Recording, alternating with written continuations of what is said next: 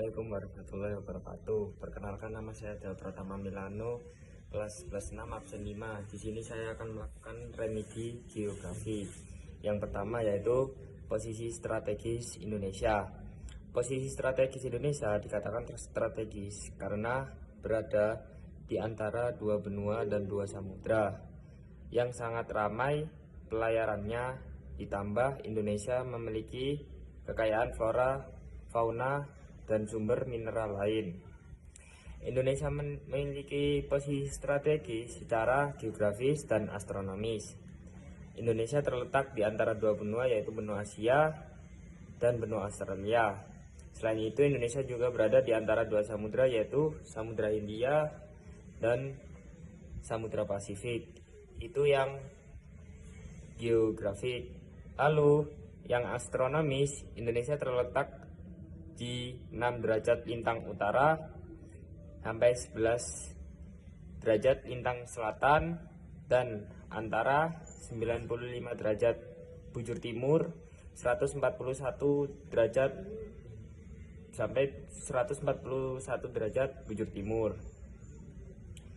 Pengaruh letak astronomis, Indonesia memiliki pembagian zona waktu, yaitu Indonesia bagian barat, WIB, lalu Indonesia bagian tengah, WITA, dan Indonesia bagian timur, WIT. Letak astronomis Indonesia menyebabkan Indonesia memiliki iklim tropis yang menyuburkan hutan hujan tropis yang terdapat di Indonesia. Hutan tersebut memiliki banyak manfaat sebagai penghasil oksigen, lalu pengatur suplai makanan, penyimpanan, serta habitat flora dan fauna. Pengaruh letak geografis yang ketiga yaitu dua pengaruh letak geografis. Yang pertama, keberagaman budaya. Indonesia menjadi tempat pertukaran budaya yang intens, sehingga memiliki banyak budaya seperti dari India, Tiongkok, Arab, dan Barat. Dan juga Indonesia memiliki dua musim, yaitu hujan musim kemarau yang disebabkan oleh pergerakan angin muson barat dan angin muson timur. Dan yang selanjutnya, dari letak geografis, Indonesia memiliki sumber daya alam yang melimpah, yaitu sumber daya merupakan modal berupa material maupun non-material yang digunakan manusia untuk meningkatkan kesejahteraan hidupnya. Dengan adanya sumber daya alam, manusia dan hewan bisa bertahan hidup dengan cara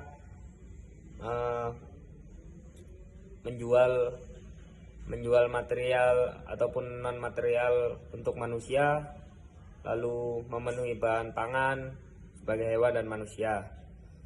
Indonesia kaya akan sumber daya alam. Indonesia memiliki tanah yang subur yang bisa dimanfaatkan oleh banyak orang untuk sebagai penghasil ekonomi, sebagai bahan pokok. Lalu Indonesia juga memiliki ragam flora fauna. Flora juga membantu manusia untuk menghasilkan obat-obatan, sehingga manusia ketika sakit mereka juga ketergantungan kepada obat-obatan. Lalu untuk yang fauna, Indonesia juga kaya akan fauna, bisa dibuat untuk sektor pariwisata, lalu dibuat bahan pangan, dan dibuat peternakan. Dan Indonesia memiliki sumber daya mineral yang beragam, seperti salah satunya contohnya yaitu aqua, le mineral, lalu Clio. Itu salah satu produk-produk Indonesia yang dimanfaatkan untuk sebagai minuman. Dan Indonesia memiliki laut yang melimpah. Salah satunya disebut sebagai maritim yang terkenal. Potensi sumber daya alam. Potensi sumber daya alam di Indonesia sangat beragam karena dipengaruhi oleh faktor geografis seperti Indonesia yang merupakan negara kepulauan dengan dataran rendah dan dataran tinggi serta gunung-gunung. Faktor geologis seperti Indonesia yang berada di pertemuan lempeng aktif dunia yakni Eurasia, Pasifik, dan Indo-Australia. Faktor iklim seperti Indonesia yang terletak di kawasan ekuator memiliki iklim tropis. Kekayaan sumber daya alam dimanfaatkan oleh manusia. Perkebunan seperti tebu, tembakau, teh, kopi, karet, kelapa sawit, coklat, pala, cengkih, lada, dan vanili. Kehutanan Indonesia memiliki banyak hutan yang lebat yang berperan sebagai paru-paru dunia dan penopang air hujan. Jadi kebanyakan pohon juga bisa menyerap air sehingga membantu mengondisikan alam tidak meminimalisir adanya bencana seperti banjir, longsor. Hutan akan bermanfaat untuk meminimalisirnya. Lalu yang ketiga yaitu peternakan. Indonesia menghasilkan berbagai produk seperti sapi, kerbau, kuda, dan babi. Untuk yang keempat yaitu perikanan.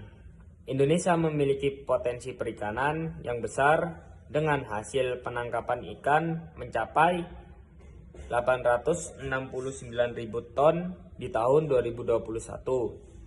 Untuk yang kelima yaitu pertambangan. Indonesia memiliki potensi tambang yang besar dengan hasil tambang seperti minyak bumi, bauksit, batu bara, lalu timah, emas, tembaga, nikel, marmer, mangan, aspal, belerang, dan yodium. Untuk keanekaragaman hayati, flora dan fauna. Keanekaragaman hayati adalah keanekaragaman bentuk, jumlah, dan penampilan makhluk hidup di bumi dan sifat. Keanekaragaman hayati beberapa tingkatan yaitu keanekaragaman genetik, variasi genetik dalam suatu spesies baik di antara populasi yang terpisah secara geografis maupun secara individual dalam satu populasi.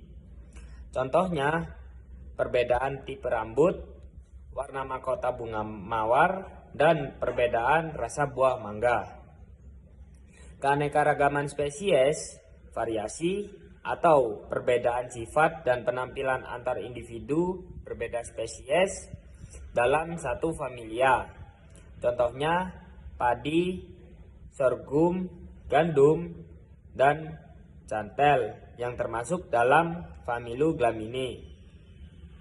Keanekaragaman ekosistem, komunitas biologi yang berbeda serta asosiasinya dengan lingkungan fisik ekosistem masing-masing. Contohnya ekosistem hutan hujan tropis, ekosistem laut dan terumbu karang, ekosistem padang rumput, hingga ekosistem sungai dan danau.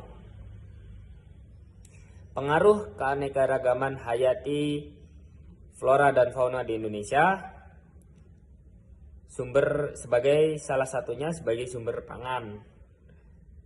Contohnya tumbuhan seperti gandum, jagung, sayuran menyediakan karbohidrat serta serat dan vitamin.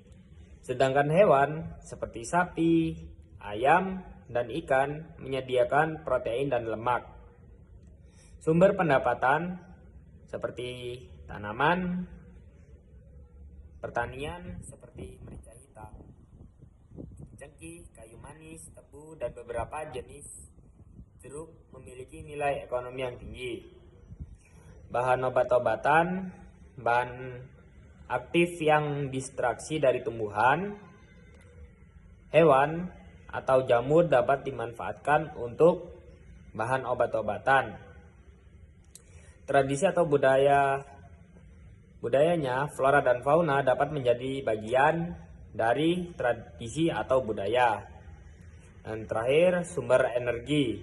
Flora dan fauna dapat dimanfaatkan sebagai sumber energi. Nah, ini contoh dokumentasinya. Sekian dari saya. Wassalamualaikum warahmatullahi wabarakatuh. Oh wow.